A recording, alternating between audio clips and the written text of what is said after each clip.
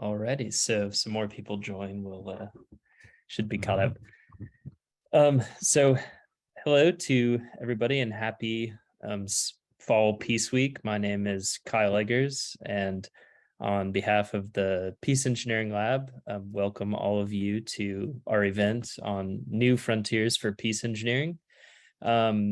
We are really excited for this Peace Week, which is Rethinking Peace 2022 and beyond, where people have people at the Carter School have been sharing their different efforts and research and practice on ways that they're reconceptualizing peace and conflict transformation.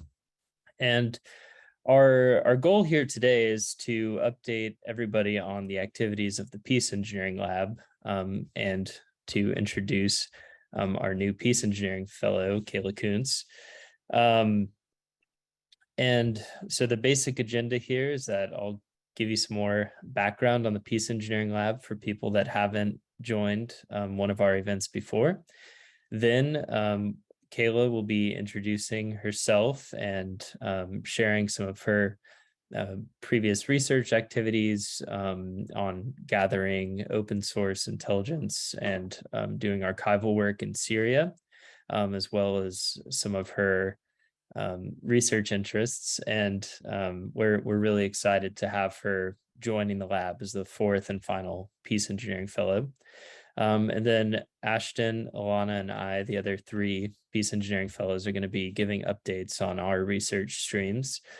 And then the final part of the event will just be an open Peace Engineering Lab Q&A. So now that we've been running for 3 years, or we're in our third year, we're starting to find our footing a little bit more, but we know that the community, both within the Carter School and beyond, are entering into peace engineering from various different places. And so as we're still kind of exploring what kind of things are most interesting to the community, we want to open up that space to dialogue with all of you.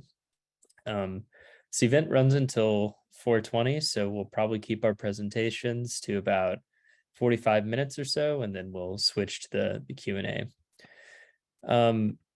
So just to begin, as a quick introduction to the Peace Engineering Lab.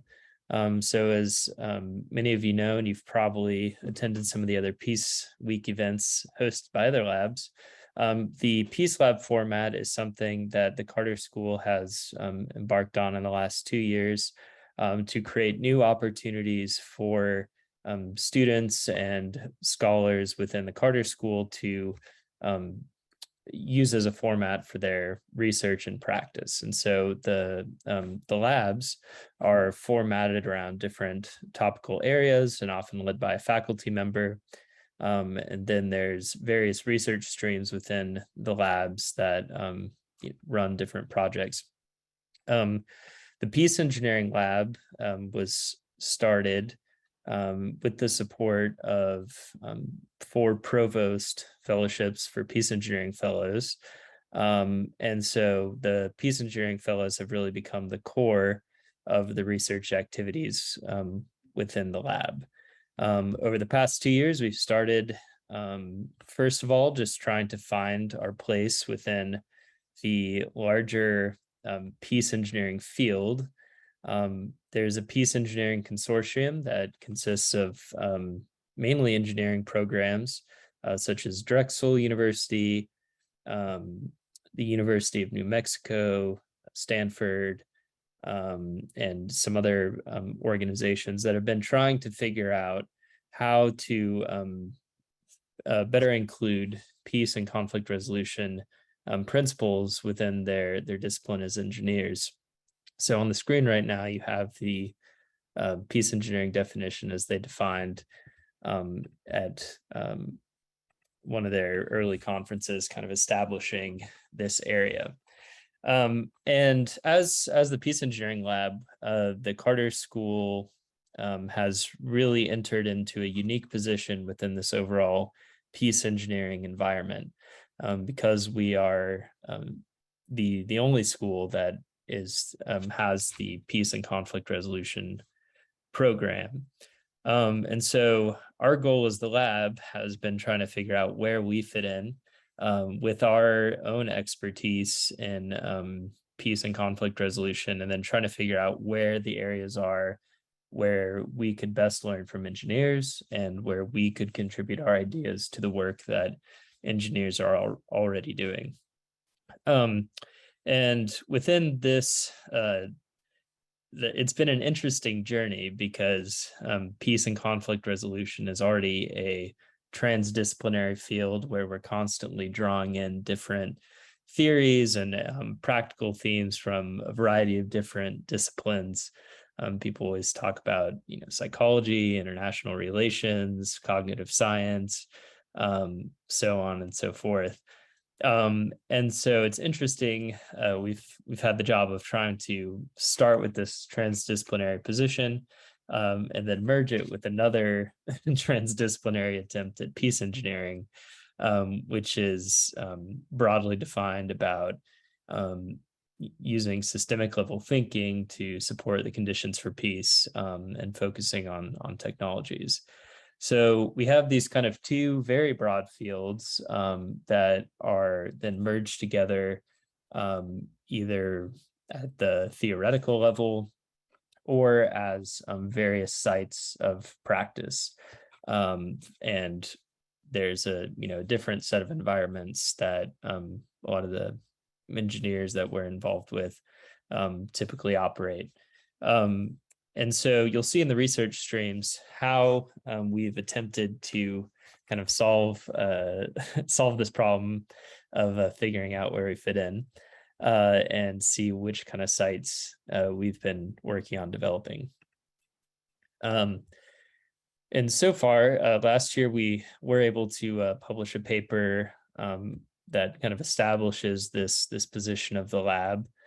Maybe if Ashton or Elana, if one of you could drop a link to it or a citation to it, where the two things that we've really focused on that kind of interest us as the peace engineering definition is this focus on the connection between social systems, physical infrastructure, and data systems. And then the types of citizen engagement processes and peace technology that we're really comfortable with as conflict resolution practitioners. And we've started to find a lot of spaces where can be fruitful collaboration along these lines. And finding this space has been really important because because as the Peace Fellows do not have engineering backgrounds. So we've been in a interesting space. So here are the four fellows, and we're going to delay the introductions until people reach their own research stream topic, and you'll get a full view of what people are working on, where their interests are. But we have a kind of variety of ways that we're interacting with peace technology, working in urban spaces, talking about developing ethical practices, and figuring out how to adopt different tools that are used by engineers into peace processes. So I will now hand it over to the fourth and final peace engineering fellow, Kayla Koontz, and she's going to tell you a little bit more about her academic and her scholarly background, and where she's interested in heading as she embarks upon her journey in peace engineering. Hi, everyone. So yeah, I am the newest fellow, so I'm not going to be talking about all the cool stuff that I've done in the past, unlike my peers. I'm going to be discussing sort of what brought me to the lab and how my interests sort of align with the lab, and then potential projects that I'm interested in and starting to like dip my toes into. So yeah, and this is going to be a little bit all over the place at the beginning, but hopefully some of you will have similar interest researches, and we can go from there. Talking a little bit about my background. And by now, I think the majority of people know what open source research is, whatever it means. It's kind of a vague term, but most people kind of think of satellite imagery analysis, social media analysis, hyper local news, which is something I'll talk about a little bit later, and of course, geolocations, using imagery, videos, or pictures to try and identify where the picture was taken. So I really started my journey into this type of interesting research. Interesting research when I was at the Human Rights Lab at UC Berkeley.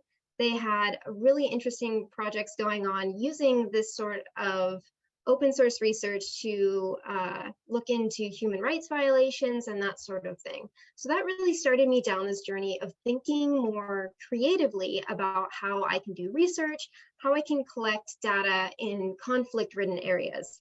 And that became really important for me. How do you access information in these areas that, especially as a student, were not accessible to me?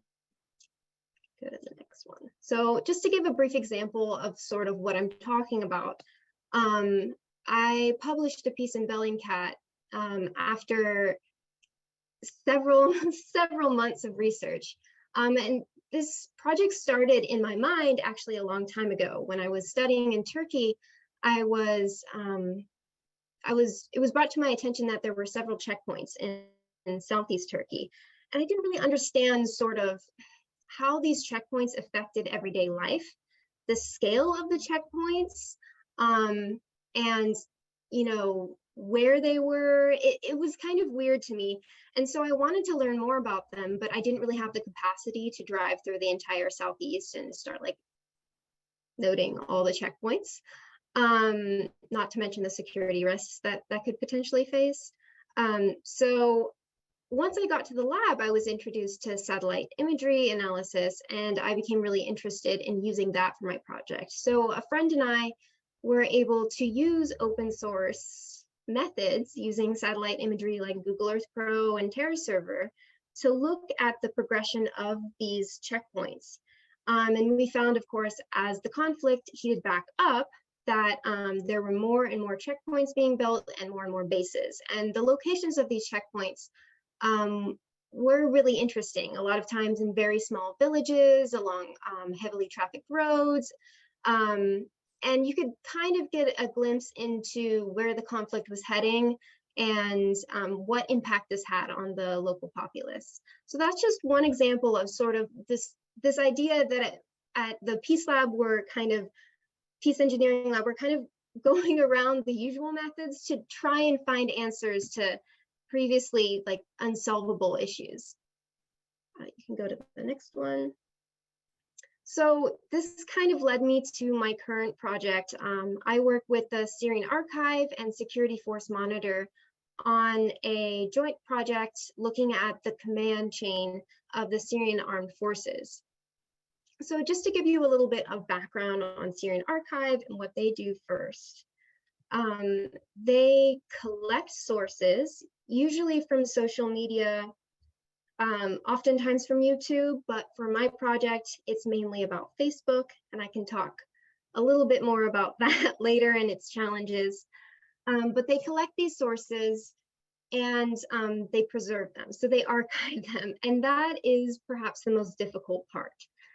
Because many of these social media companies do not want you collecting their data. They don't want you doing sophisticated searches through their data. And they put up a lot of restrictions on how you can use this information. But in the Syrian context, it was incredibly useful.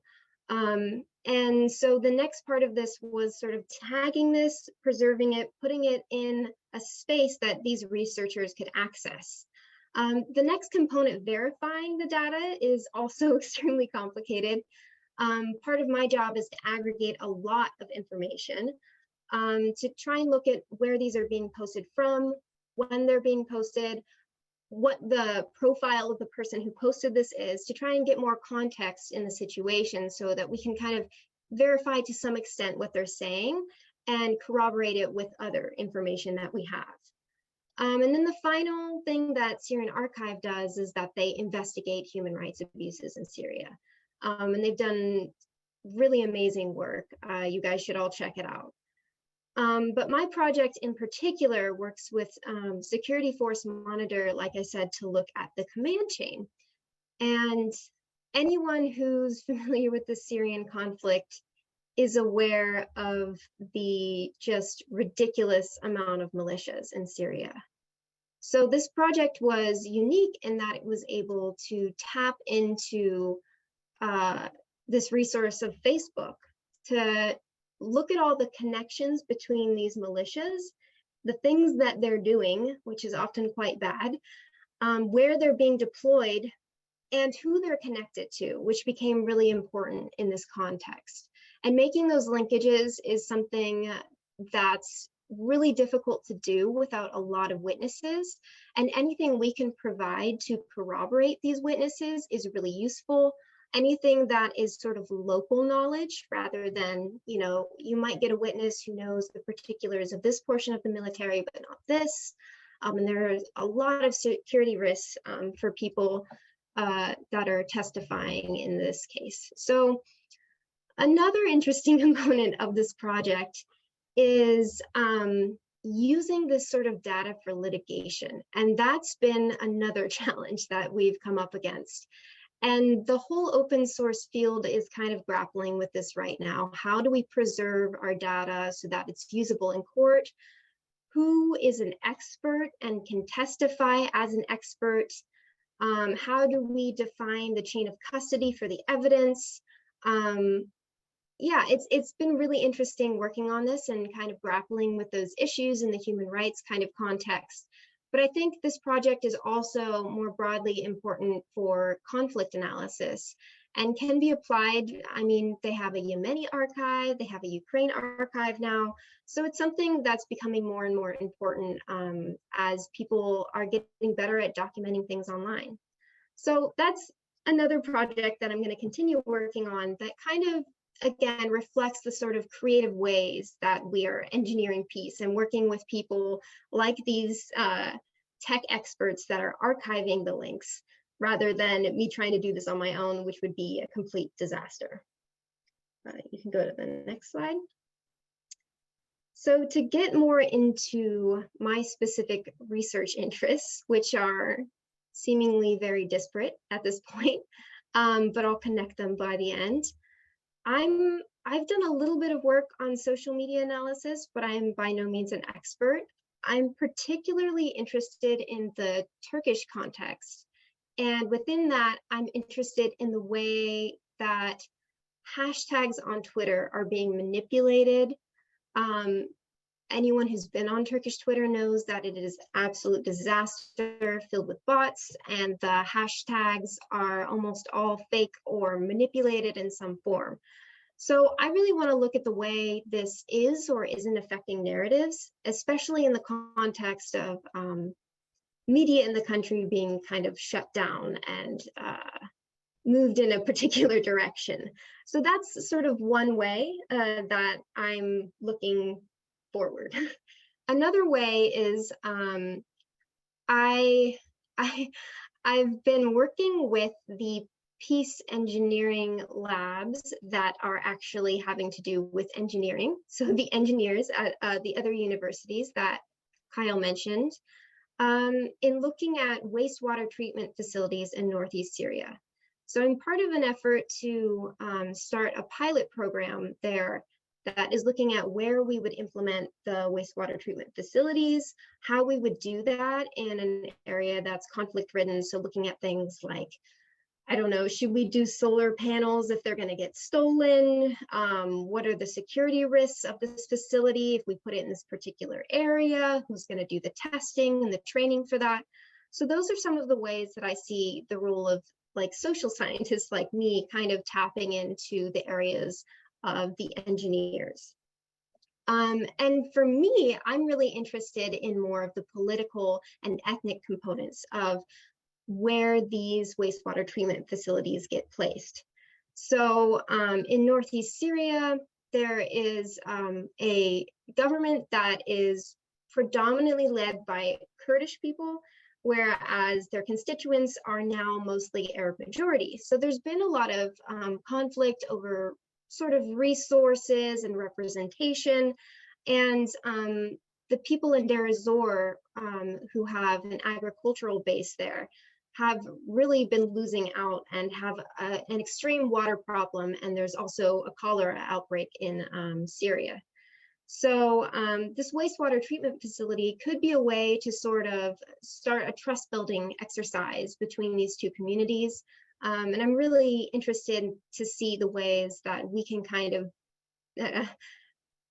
use this facility both for people to actually get clean water for their crops, but also to sort of help ease tensions in the area.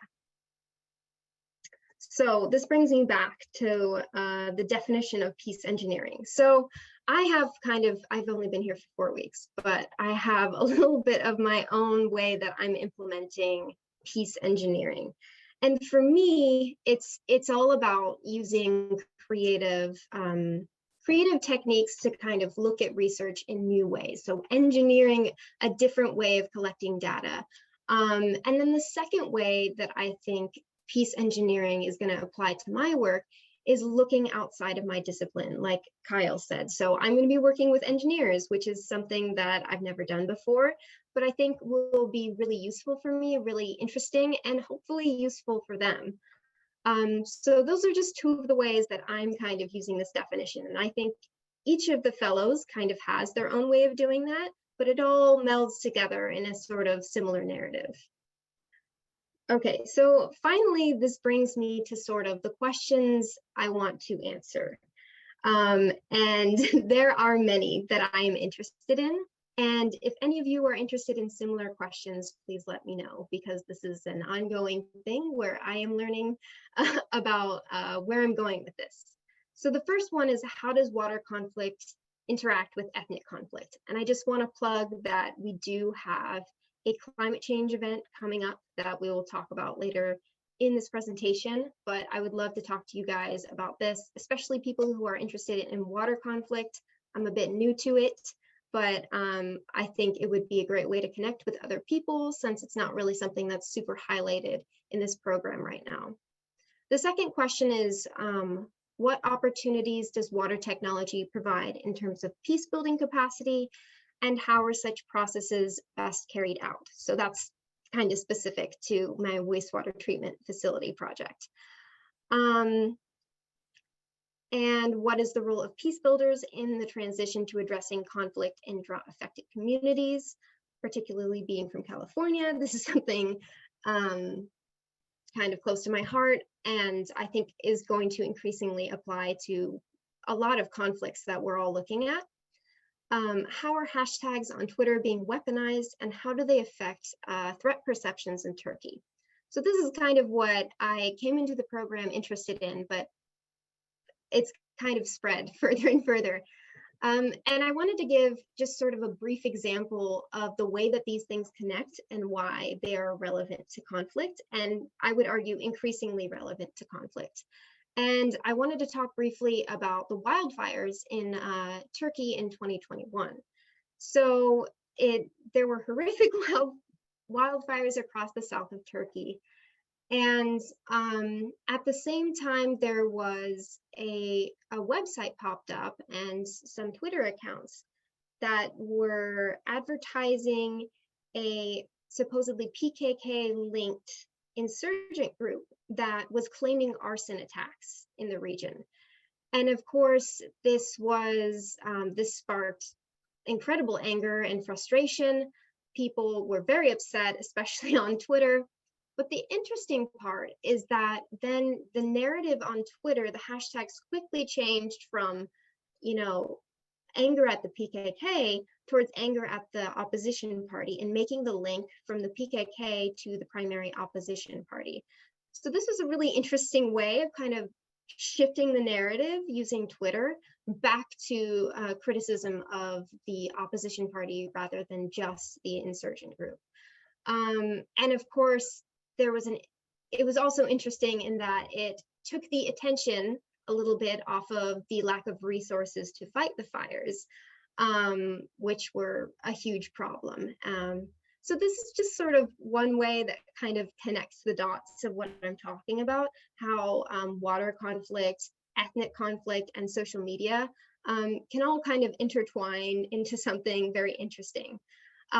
So yeah, I really hope that some of you will reach out if you are also looking at conflicts in Southeast Turkey, Northeast Syria, water conflicts, that sort of thing, because that's sort of where I'm headed and where I've spent most of my time researching. So that's pretty much it. Thank you all for listening to me talk a little bit about myself for quite a long time.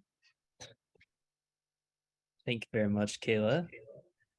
And here's her email address if anybody would like to follow up after. I think did a great job talking about the kind of issues that you're exploring, and I think that it's going to be a really good time continuing to talk about these things. So now I'm going to share a little bit of an update on the complexity-informed conflict transformation side of things. And so as a brief introduction for people that haven't attended some of these events before, so my general area is trying to think about how we can apply complexity theory and knowledge of how complex systems work to our conflict transformation practice. So generally, when we're talking about complexity and peace and conflict, two of the areas and types of conflict that I'm especially interested in are intractable conflicts. So those might be those cases where a lot of different issues get wrapped up into a single conflict. There's a lot of actors and kind of issues at play. And then also complex conflicts, again, where you have not just a dispute about one issue and kind of who's right and wrong, but you have a lot of different people, an entire society at play. And then also structural conflicts where you have an underlying contradiction that will continue to generate patterns of and manifestations of violence in a similar way over time. And within all of these cases, your complex conflict requires a different form of practice for several reasons.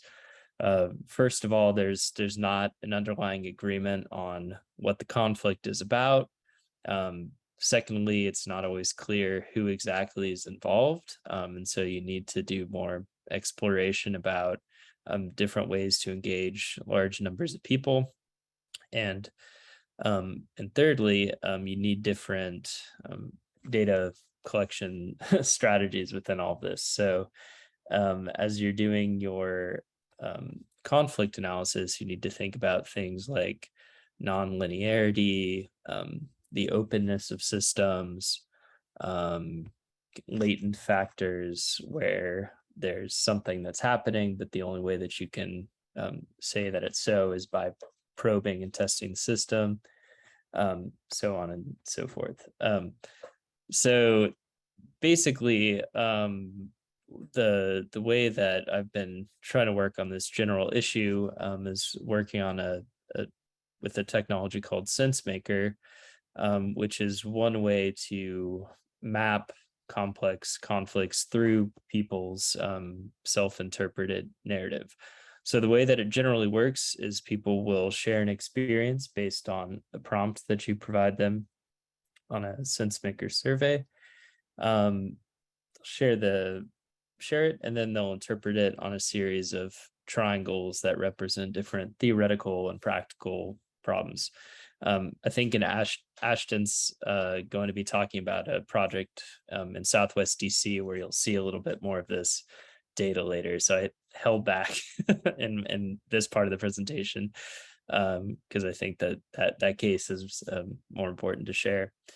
And then with that data, you basically get quantitative information for each person's story that you can visualize to create maps of the ways that people are interpreting the system. And then as a conflict transformation practitioner, your job is really to manage this ongoing process of sense making and helping people get a better sense of what's happening in their own environment from experiences that are shared in a story collection network.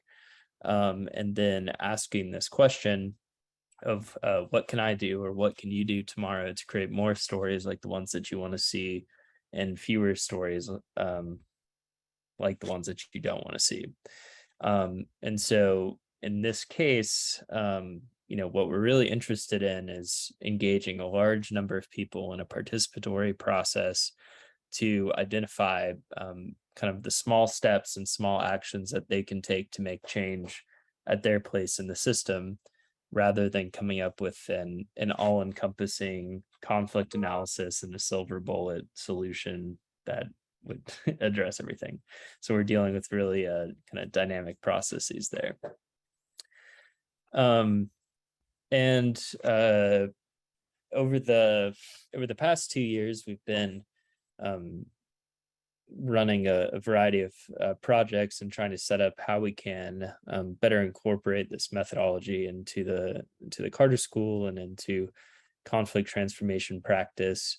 And last semester, I taught a course called Peace Engineering and Participatory Approaches to Narrative, where we, as a class, created the Sense Making in Ukraine project that you might have seen some news about, where we gathered experiences from was open to Ukrainians, Russians, and outside observers to kind of share their experience and perception of what was driving the conflict and where some opportunities for peace building might be.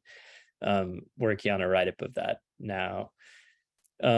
But this year, also because I just passed my comprehensive exam and am now at the candidate stage and looking into dissertation projects, I've been trying to figure out some kind of longer term collaborations and projects to develop this overall stream over the longer term. So one of the really exciting collaborations is on an NSF grant on they say Gen 4 engineering research centers. So this is a collaboration with Drexel, Arizona State, Georgia Tech, and there's, I believe, one more that I'm missing. But what we're really doing is working on proposing a research center for conflict analysis and peace engineering. And the kind of main guiding question with this grant is, how do we measure peace? So this is a really interesting opportunity because measuring peace is one of the perennial problems that we have within the conflict resolution and peace building field.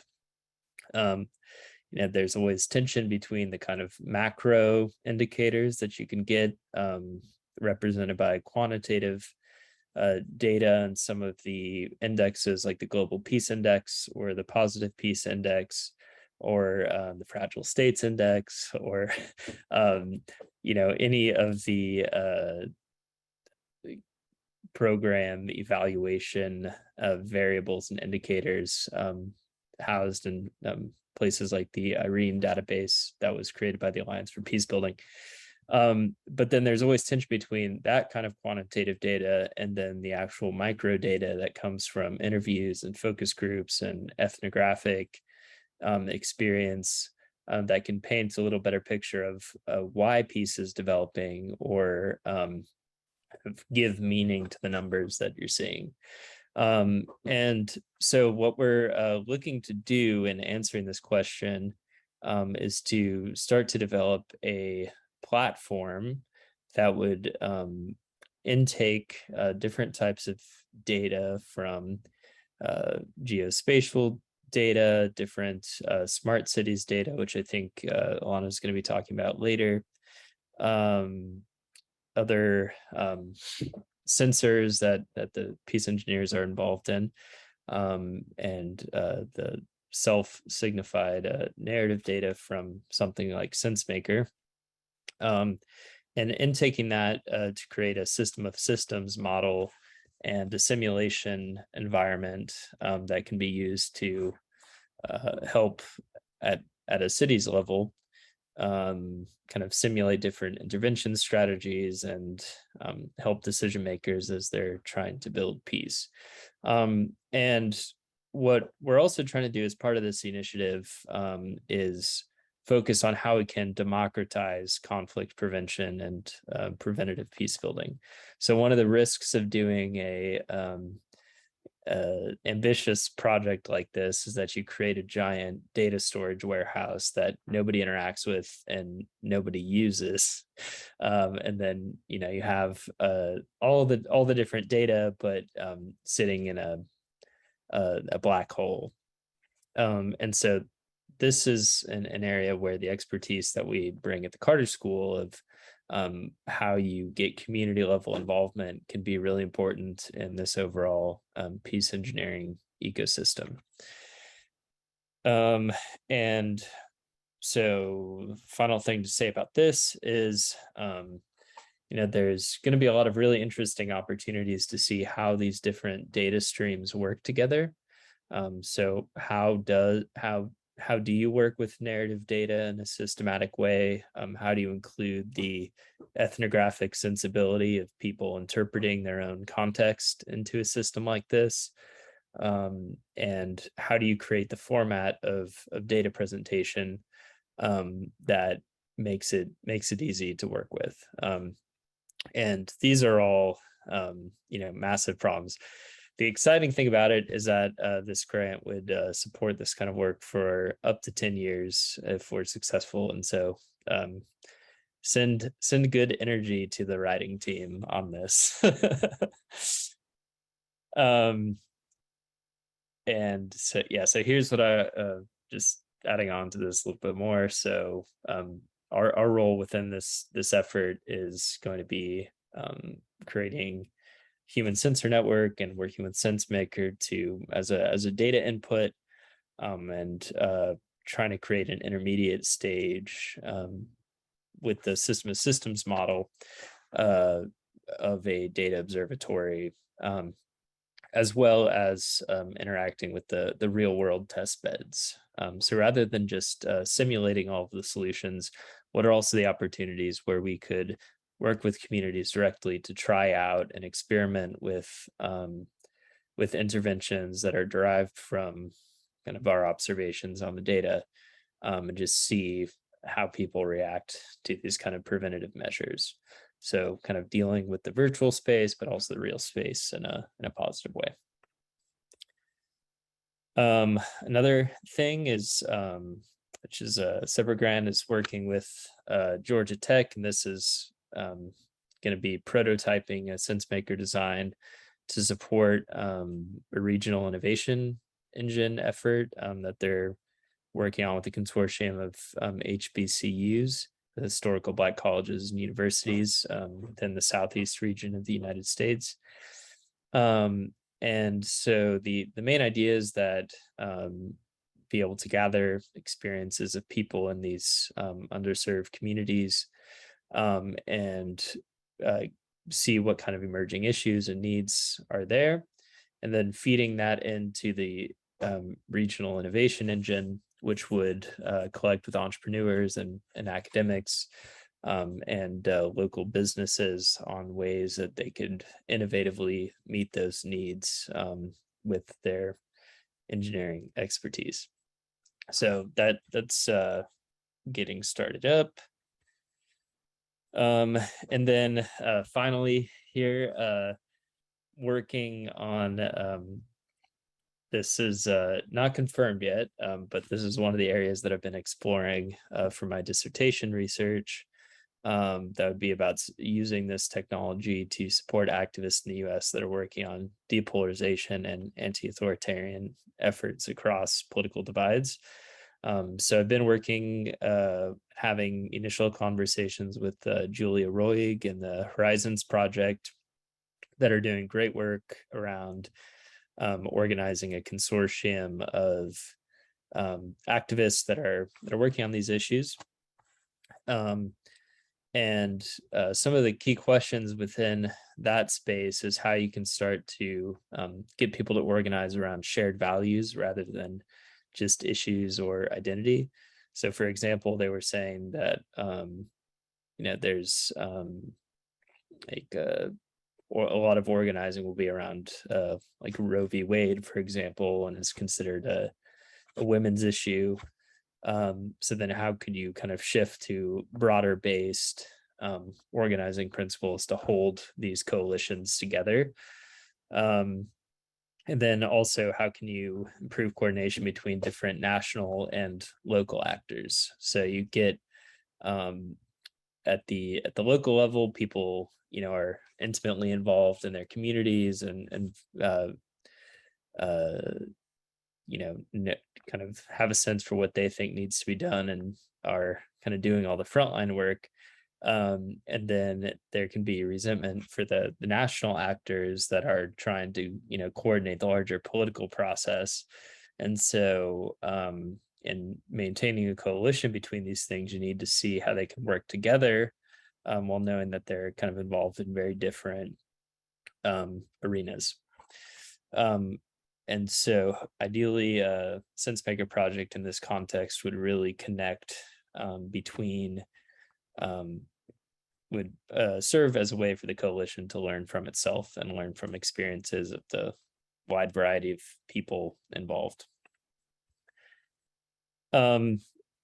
So we'll talk about this a little bit at the end, but there's going to be a complexity-informed conflict transformation symposium that'll feature Dave Snowden, who's the creator of SenseMaker technology and the head of the Cynefin Center for Applied Complexity, that we've been working with on as kind of the primary partner for establishing these complexity-informed and sense-making approaches to conflict resolution. So that's going to be held at Point of View. And part of the kind of two major goals for that is that we're going to be trying to establish a research agenda for this work, seeing how people in the field of peace studies are engaging with these concepts and theories, where some existing gaps are, then also trying to figure out other ways that we can use this to work on conflict within the United States. So talk more about that at the end, but thank you very much, and I'll hand it over to Elana. Sure, yeah. I'm Elana. I will be focusing on this tech diplomacy stream. And I just want to bring your attention briefly to this image of the iceberg, where there's this, infrastructure up top, but below there's all this data governance and kind of underlying structures happening. And much of my stream is going to focus on this visual, but into action. So just kind of giving a visual to what I'm about to present. So this technology diplomacy topic focuses mostly on cooperation, collaboration, and connection. So looking at how we can bridge that divide between stakeholders, bringing them together and focusing on different cybersecurity issues, such as privacy, smart cities, data governance, digital literacy, and ethics have been the main focus of this space. So where I saw this intersection occur between the technology and diplomacy space, thinking about like a space and a time, is smart cities. It's a given opportunity where there's development between the two groups, where you're developing technology with different diplomats in the area. So a smart city, in essence, is this like censored space that helps connect different technologies and then offer that data back to government services, ideally to benefit citizens' welfare. But typically government doesn't have these technologies readily available, so they have to work with the private sector and develop these different technologies. And through that process, they're collaborating on different ways they're going to be managing data, as well as what the technology is actually going to do in those shared spaces. So an overarching question that I think about in this space is, can we trust this technology and how it's being used and who's managing it? So I think that's kind of where this techplomacy stream starts to try to answer that question around the trust in institution and how we're using these different emerging technologies. So I'm going at like lightning speed just to keep this on track, and I've had a lot of coffee.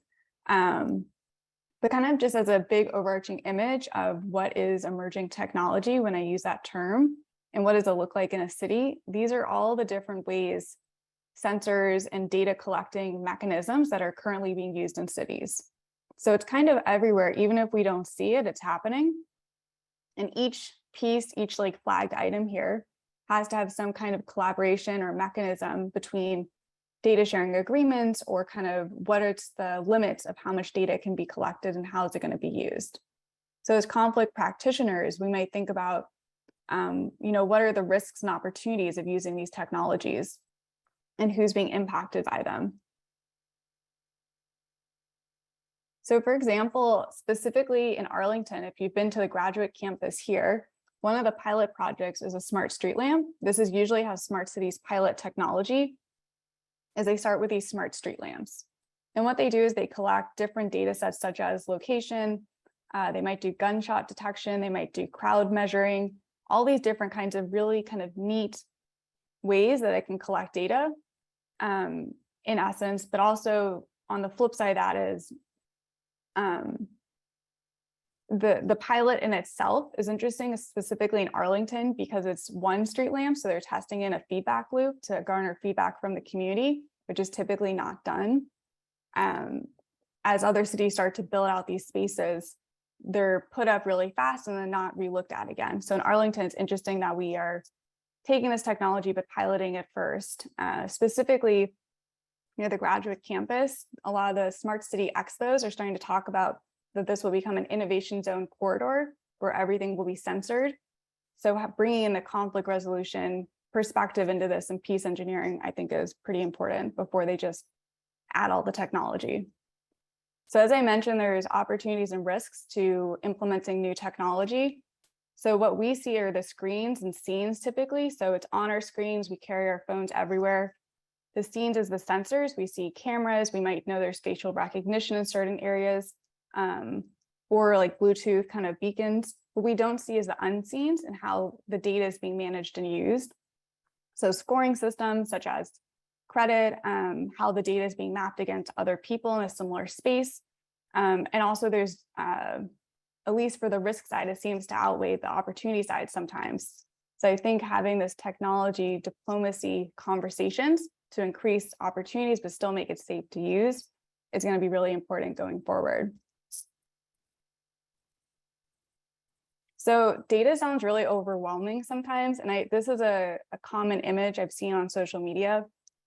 But again, as conflict resolution and peace engineer experts, the story at the end says one thing, but how it was arranged, sorted, and collected could tell a very different story. So it's kind of at our responsibility to understand the data that's being used and pulled into it to build that narrative. So it can be fun, but there's also some ethical and responsible implications of using said data. As Keil mentioned, there can be like a black box of data when there's smart cities. So thinking about how that's, similar to this image, how it's being used is quite important. So my specific work streams focus on the cybersecurity tech ethics space and these public-private partnerships between the public sector when they say we want all this technology, and the private sector that says, sure, we're going to develop it. And I feel like that meme on the left, right? Like it's all up there. There's a lot of connections. So the first thing that for the Peace Engineering Lab that I've been focused on is this community of practice. Who else is doing this work? And can we be connected? So if we're not sharing institutional knowledge or other, things that are happening in different spaces, we're not really doing ourselves a service. We're not bridging that divide. So this group called All Tech is Human has been working with different, mostly software engineers, to think about how we can better communicate and share knowledge around what different tech projects are happening, with a focus on using tech in a more ethically responsible way. So for example, collecting less PII, which is personal identifiable information, or just finding ways that we're storing less data in general, because a lot of the times cyber hacks are very common nowadays as we collect more data. And then last semester, we had a lot of guest speakers that focused on data governance, so starting to connect more with subject matter experts who can help us better understand the tech space and kind of start to merge that with the conflict resolution space. And then the last thing is actually Ziad, the other co-editors on this Zoom call, but we'll be working on a special issue of the Humanitarian Tech Governance for the Genocide Studies and Prevention Journal to start looking at how tech is being used in the humanitarian space and documenting that. And that'll be coming out later next year, hopefully, fingers crossed. And isn't there an opportunity for people to write for that issue? We are still discussing if we're going to reopen submissions, but possibly, yeah. So stay tuned, everyone. Just wanted to be sure the plug was there if Thanks, yeah. it was possible. And then that was my speed round of a work stream. Right now we're switching over to Ashton. Yeah, thanks, Elana. I think you teed up some interesting urban conflict issues, so it's great to follow you. I'll be providing a workstream update on my workstream, which is conflicts emerging over urban change processes. I come to this as an urban planner by training, and so my perspective on engineering is a little bit more around the built environment and how we navigate those processes. Go to the next slide. So this is just a quick roadmap of where we'll be headed today. I'll give an update on the project that Keil alluded to earlier on sense making in Southwest. I'll share what I was up to this past summer, and then I'll give a sneak peek about what this work stream has in store for the next year.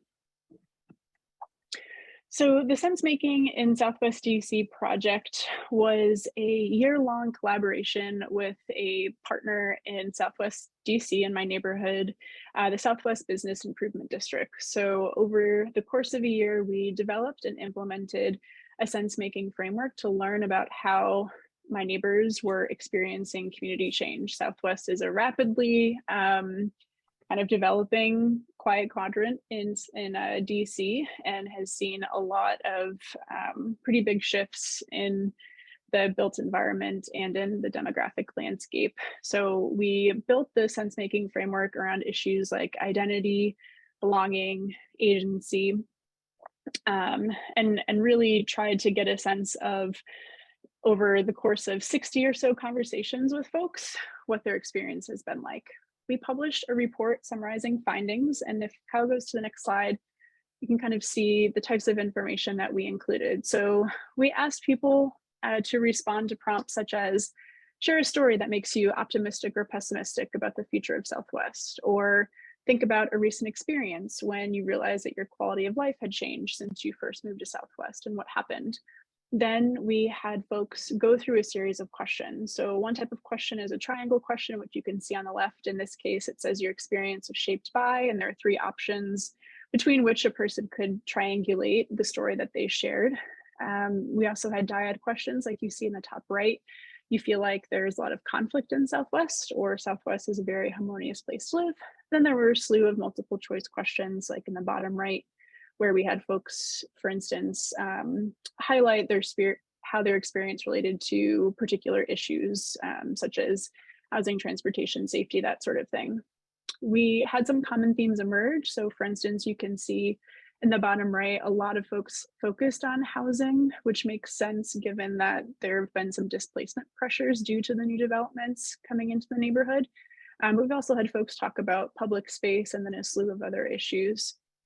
And a lot of these really did differ based on demographic factors like race and income, but surprisingly, there were also some, unexpected trends that we uncovered.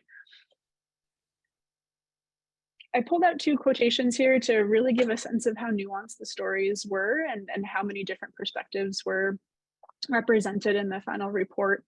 I'll read them out. The first one says, my cost of living increase on a retirement salary isn't keeping pace with living expenses. I take offense that someone like me, who has been involved in the community for so long, is being pushed out. The folks at James Creek, Syfax Gardens, Greenleaf, etc., these are public housing projects in the neighborhood, are being shoved, not pushed out as well. Psychologically, when people move by choice, that's one thing, but when you're forced out, it's different because you don't have the opportunity to plan. The second one, I was out walking and an older man was dancing on the sidewalk to a Shakira song playing from his parked car. I smiled at him and he started talking with me, introduced me to his friend who walked up later, and we chatted on the sidewalk as if we weren't strangers. I learned that his friend teaches water yoga in the neighborhood. Chance encounters and unexpected kindness and openness from strangers make me feel so excited to live in this neighborhood.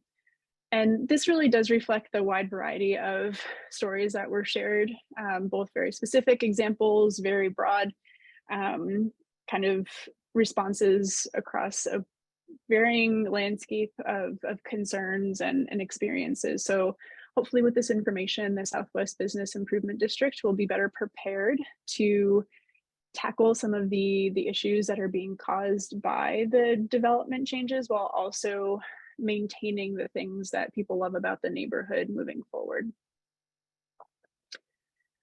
So this summer, I had a fellowship with the U.S. Department of Transportation, with thanks to the Mason Institute for a Sustainable Earth, which sponsored the fellowship. I was focused on resilience, technical assistance, and sustainability. My core project was thinking through how the policy folks within the Office of the Secretary could support multimodal hubs and implementing net zero practices. So I can break that down a little bit. So if you think about a multimodal hub, something like Washington, D.C.'s Union Station, or maybe New York City's Penn Station, there are a lot of modes that are coming in to use it. So buses and trains and cars and that sort of thing. And to decarbonize a hub, you might transition bus fleets to low or no emissions vehicles, or you might try to shift people from using Lyfts and Ubers that are predominantly combustion engine vehicles to biking or taking public transportation. However, when you think about these decarbonization strategies, it quickly becomes apparent how challenging such an undertaking would be. There is a complex landscape of stakeholders with varying interests and constraints, making it a pretty ripe case in conflict resolution. However, through my 10 weeks with the department, I also had a sneak peek into the conflict dynamics of sustainable transit at a more meta level. So for instance, I got to attend a widely publicized and intricately planned event on electric vehicles hosted by US DOT, which was used to promote a key tenet of President Biden's bipartisan infrastructure law, which was neat, got to see some EVs, which was cool. A couple of weeks later, I happened to cross another event in the same square that you see here. It's actually on US DOT property. And so I assumed it was a US DOT sponsored event. And this event featured e-bikes, which is interesting because rebates for e-bikes actually did not make it into federal legislation. So I came to learn that this event was not sponsored by US DOT, but was rather organized by the district, DC, Department of Transportation, DDOT, which is located across the street. And word on the street was that there was a little bit of tension apparently between US DOT and district DOT and hosting the event in the same space. I think this highlighted some of the stakeholder issues that I had researched, extended far beyond these individual transit hubs at the local or even regional level, and really emphasized that they're ingrained in much of our political discourse about what modes of transportation were seen as part of the climate solution, for example, and which were not prioritized despite their tremendous advantages for, in this case, greenhouse gas emissions. So my general interest is in urban change processes and the vigorous debates that occur around public goods and spaces. Over the fall and spring semesters, I'll be developing 2 syllabi through my own directed reading courses that will provide a sandbox of sorts to explore several realms of literature related to urban peace building through the lenses of urban and urban planning studies, political science, geography, sociology, so on. The hope is that these will lay the groundwork for potentially a future undergraduate elective in this space, fingers crossed. But really, the experience at USDOT paralleled my own evolution in thinking about conflicts around urban change processes. Over the past year, I have sharpened my focus on the debates that proliferate about who our streets are made for, what our streets should do, and what this dialogue says about identity, culture, and power. The directed readings that I'll be pursuing will also hopefully kickstart some research projects focused on what public discourse unfolds around transportation policies that challenge the dominance of motor vehicles, such as pedestrian safety improvements, bike lane projects, transit initiatives, and even pilot programs that we saw emerge during COVID, such as streeteries and public markets, which so often result in heated and very enlightening arguments. So with that, if you're interested in learning more, feel free to send me an email, and I look forward to the discussion that follows. Thanks so much, Ashton. So just to close out our presentations here, you've seen the wide range of topics that we're exploring here at the lab. I think the diversity of topics is one of the greatest strengths that we have. And you'll there's a few, I guess, over the next semester and over the next year, we're really trying to find some opportunities where we can start to ask the big questions that kind of cross over all of our different areas. And so Ashton just posted in the chat an interest form, which will kind of get you on our emailing list for updates. And then also an event that we're going to be hosting at the Arlington campus on October 21st that we're calling the Climate Change Riff-Off. So the basic concept behind this event is that climate change conflicts is something that's starting to get a lot more traction within the field, and it's a cross-cutting issue for everybody because we're all living on this planet. And so what we wanted to do is to kind of just have a general riff off about some of the ways that the Peace Engineering Lab could address this issue, but also just kind of what aspects of climate change people think are important for us to be solving. So it's going to be a fairly informal event where you can come hang out with us on the Arlington campus, enjoy some refreshments, and talk about just generating some ideas for how we could be involved in this space and what you would like to see. And it's a great opportunity for us to get involved in this, also because the Carter School is going to be hiring an assistant professor that's going to be focused mainly on climate conflict issues. So in preparation for their arrival, we want to get a sense for where the community is at on these issues. And then please, if you're interested in attending the Complexity Informed Conflict Transformation Symposium, please send me an email about that, and I'll let you know what the process is going to be. It's going to be a fairly limited space, so reach out to me sooner rather than later. Here's the information for the riff-off, and you can check out the Eventbrite link there. And then I think that's pretty much it. So we'll open up to questions now. We've got about 15 minutes before we'll adjourn this event and let everybody get on to the next Peace Week event. So are there any questions or comments? It's totally open now. It's a lot to process, a real firehouse.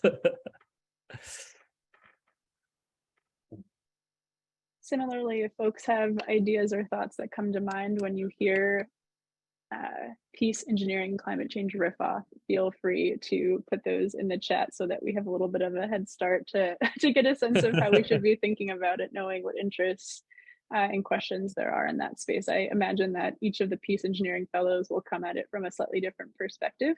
And I'm definitely looking forward to seeing the multitude of perspectives outside of even what we focus on.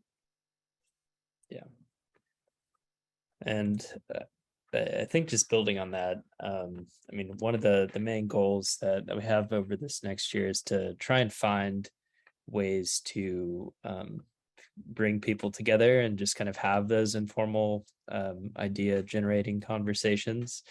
As we've been starting the lab in the midst of the pandemic, we've tried a variety of different formats to have community involvement and have consistent meetings to discuss topics, and none of them have fully stuck so far. So really we're looking for ways to create those opportunities, especially as it's an emerging field that's transdisciplinary. So a lot of it, direction of it really depends on the community. There was a question that came up in the chat. Yeah, go ahead. So I see a question from Matthew here saying that do we as fellows collaborate a lot, or is it mostly individual initiatives?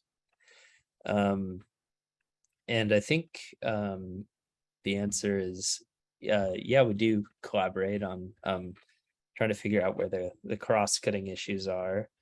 And the way that we've approached it so far is trying to kind of make sure that everybody's activities in the lab also supports their own PhD research and their general activities, so that we're kind of using the Peace Engineering Lab as a platform to bring our own projects to fruition within the peace engineering space. And so I think now that we're all here and have had a few years to kind of get our feet under us, we're going to be a lot better suited to figure out those the cross-cutting collaboration and address some of those bigger questions that I've been talking about. But we really do use the Peace Engineering Lab space as a to review each other's work, to think through ideas, to provide connections that are relevant, and to push the research forward. I had seen Kaylin had a hand up too. I'm not sure if she had any questions, but. Yeah, I did. Thank you, Ashton. I also want to say that I absolutely loved hearing about everyone's research. Thank you for taking the time to share. It's always exciting to see what's going on with you all. My question is mostly in terms of the undergraduate space, or the involvement in the undergraduate space. I noticed you were talking about the direction of the lab being a little bit uncertain, but as like undergraduate programs are popping up, like the ethics and AI minor, that like heavily overlap with this space, do you guys think you will not maybe expand, but like work with undergraduates more in the future to build up those programs that could use a conflict voice, or is it still going to be predominantly on the graduate and master's side? It's a great question, Kaylin, and thanks for highlighting this area. So there are actually several ways that we're trying to engage the undergraduate campus more. First off is through the development of courses. So as Ashton mentioned, she's looking into some opportunities to develop peace engineering curriculum. And Ashton, if you want to speak about that a little bit more, can. I'm going to be teaching a course on SenseMaker skills. That'll be a 1-credit course in the spring. And so that will be strictly an undergraduate course that will have, I think, one or two virtual sessions, and then kind of a weekend intensive course where we'll be able to, talk about the general ethos behind the complexity-informed approach with SenseMaker, and actually run through the basics that you would need to understand how you would set up a project and design it and collect stories. So that'll be an opportunity that's happening in the spring. And then the other thing that we've been developing is working with undergraduates through internships. So this semester, I've been working with a senior, Jillian Wechter, who's looking at different ways of analyzing peace data, and helping me out with looking at these concepts of data observatories and some of the preparation for the NSF grant.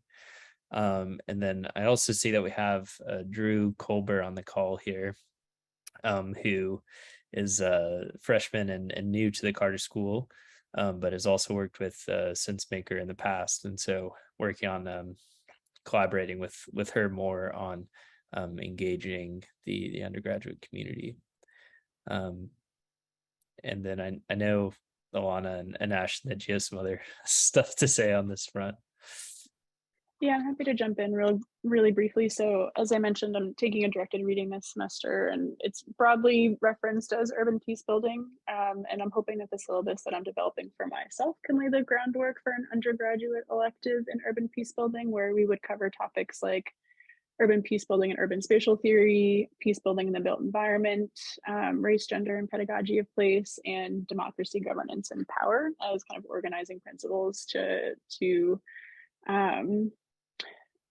kind of lay the landscape and then figure out where peace builders are in that landscape, given that a lot of the dialogue that exists around peace building is at like the international peace accords level, and things break down a little bit when you get into the daily grind of living in an urban area and have to encounter others all of the time.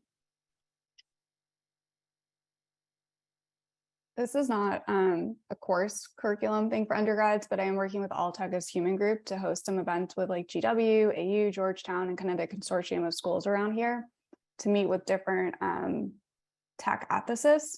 So could be slightly peace engineering-y, and kind of promote those relationships a bit more for opportunities into industry.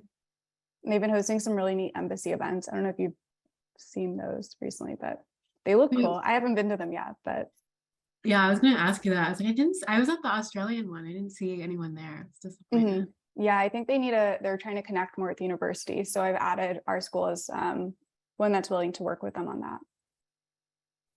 Thank you guys for answering that. That's so exciting to hear, especially the minor. I just saw that comment dropped in the chat.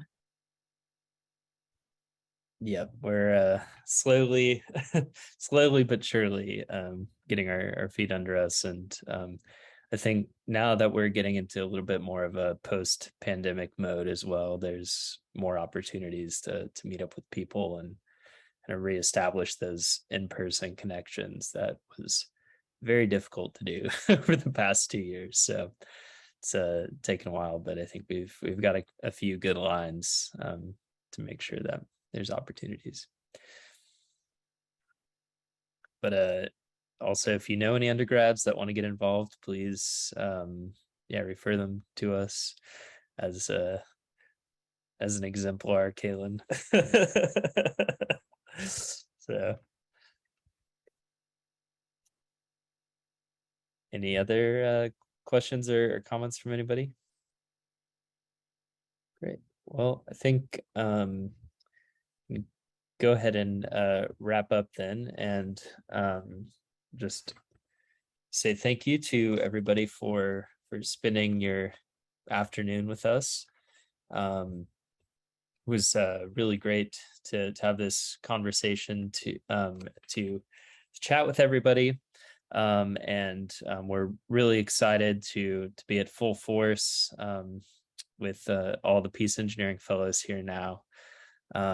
And we're really excited about the upcoming years and what we're going to be able to accomplish together.